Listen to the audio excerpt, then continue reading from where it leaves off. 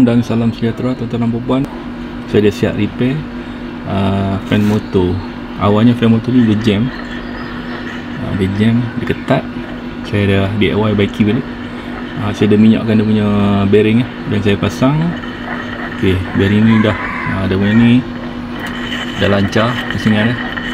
Okey, cara kita nak testkan fan motor ni, fan motor untuk kompresor. Kita perlukan kapasitor. Yang ni saya test menggunakan kapasitor 2 UF 2 megafarad. Okey.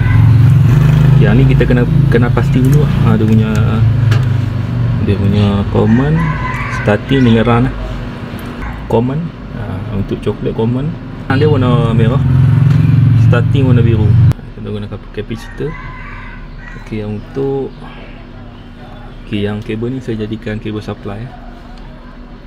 Saya gunakan kabel untuk live dengan neutral. Live coklat, neutral warna biru.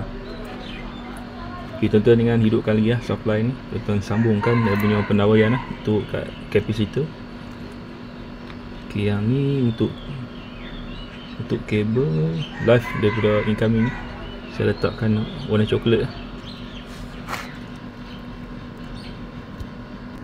Okay, saya dah sambungkan live incoming dengan kabel common kompresor coklat dengan coklat. Untuk kabel saya solid tape kan untuk safety, takut nanti bersentuh dia akan spark. Untuk kabel neutral saya gunakan kabel warna hitam.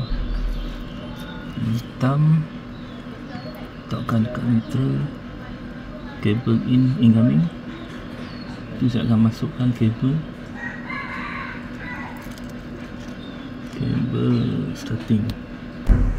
Okey, untuk kabel kapasitor hitam saya letakkan kat kabel biru motor dan kabel biru neutral incoming supply.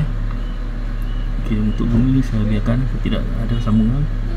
Untuk kabel merah ni saya akan masukkan kabel merah motor.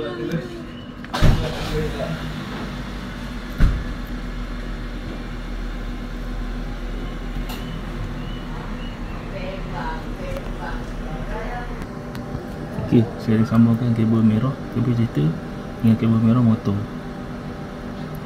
Okey.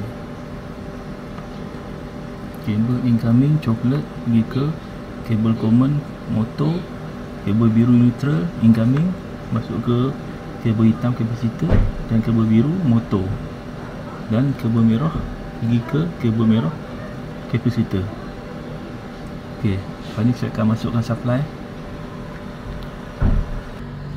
Okey, saya dah sambungkan kabel supply live dengan neutral.